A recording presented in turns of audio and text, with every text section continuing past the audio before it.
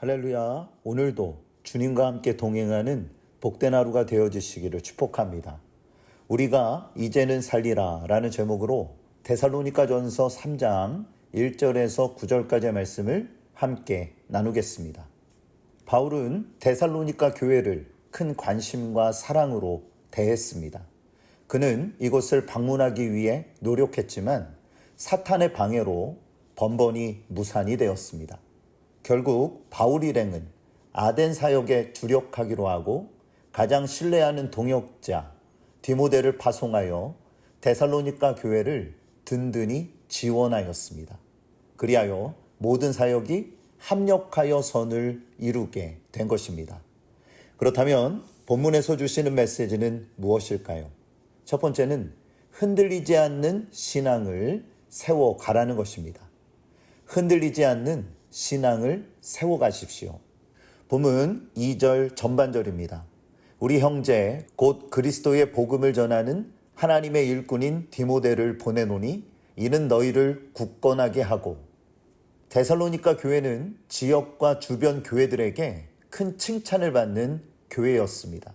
그러나 그들도 다른 교회들처럼 유대교와 로마 정부의 박해로 힘겨운 처지에 있었고 항상 이단의 위협이 도사리고 있었습니다.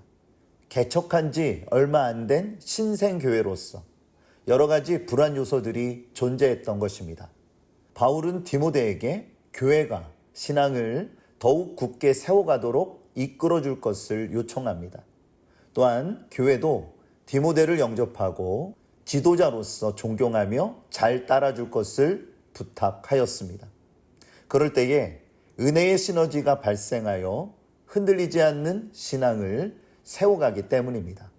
그런데 서로를 견제하며 부조화를 이룬다면 공동체는 어떻게 되겠습니까? 크게 흔들려 무너지게 될 것입니다. 본문 2절 후반절에서 3절입니다. 너희 믿음에 대하여 위로함으로 아무도 이 여러 환난 중에 흔들리지 않게 하려 함이라. 우리가 이것을 위하여 세움받은 줄을 너희가 친히 알리라. 어떠한 말을 하느냐에 따라 공동체의 결속력이 좌우됩니다. 데살로니가 교회에게 필요한 것은 믿음을 위하여 용기를 북돋아 주는 말이었습니다.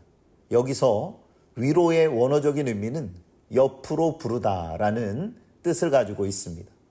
디모데가 해야 할 일은 성도들과 친밀한 관계성을 형성하여 믿음을 견고하게 세우는 것이었습니다. 그리하여 성도들이 용기를 내어 세상과 타협하지 않고 말씀과 기도로 양육되어 성장하는 것입니다. 고린도후서 1장 4절에 우리의 모든 환난 중에서 우리를 위로하사 우리로 하여금 하나님께 받는 위로로서 모든 환난 중에 있는 자들을 능히 위로하게 하시는 이시로다. 사랑하는 교우 여러분, 하나님의 위로가 우리를 살게 합니다. 환난과 역경 속에서 우리가 절망하지 않고 일어설 수 있는 힘은 하나님의 위로로 가능한 것입니다. 위로를 받은 사람은 용기를 내어 그분의 뜻을 따라갑니다. 마찬가지로 다른 사람들에게 위로와 힘을 주는 삶이 되어지시기를 바랍니다. 그러한 공동체는 절대로 흔들리지 않고 굳건하게 사역을 감당합니다. 두 번째는 주 안에서 안심하고 기뻐하라는 것입니다. 주 안에서 안심하고 기뻐하십시오.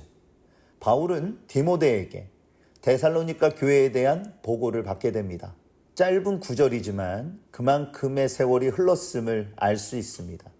그리고 이것이 바울과 동역자들에게 큰 힘을 주었다라는 것입니다. 본문 6절입니다. 지금은 디모데가 너희에게로부터 와서 너희 믿음과 사랑의 기쁜 소식을 우리에게 전하고 또 너희가 항상 우리를 잘 생각하여 우리가 너희를 간절히 보고자 함과 같이 너희도 우리를 간절히 보고자 한다 하니. 디모데는 바울에게 다음의 세 가지의 내용을 보고합니다. 첫째는 성도들의 믿음과 사랑의 기쁜 소식을 전합니다. 둘째는 서로 곧 바울에 대하여 데살로니가 교우들이 좋은 기억을 가지고 있음을 이야기해 줍니다. 셋째는 어서 속히 만나기를 원한다라는 것입니다. 바울은 이 이야기를 듣고 교회가 주 안에서 잘 자리 잡아 성장하고 있음에 안심하며 큰 위로를 받게 되었습니다. 본문 8절입니다.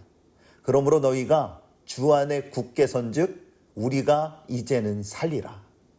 얼마나 노심초사했는지 바울의 마음을 읽을 수가 있습니다. 그러나 이제는 안심하고 기뻐할 수 있게 되었다라는 거죠.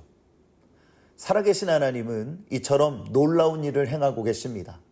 바울은 더 이상 교회에 대한 근심을 하지 않았습니다.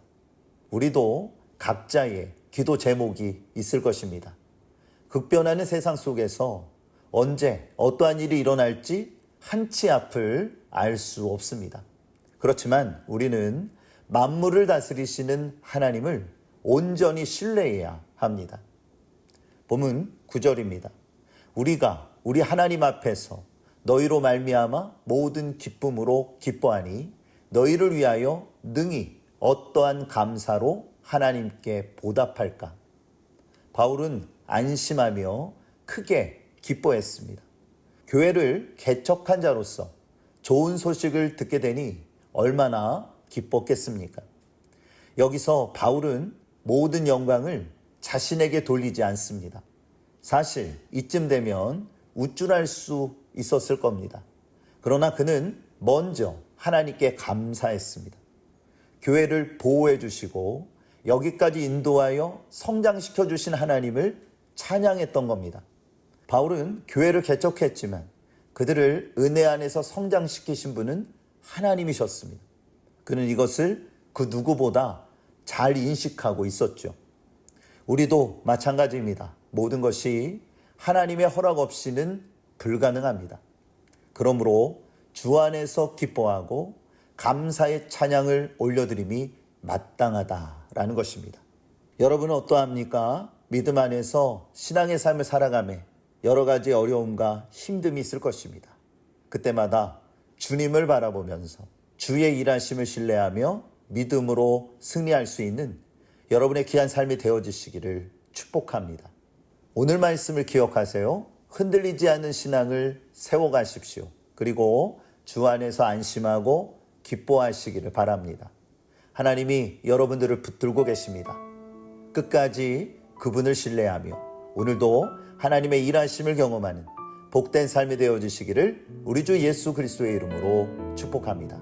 오늘도 하나님은 여러분과 함께 하십니다.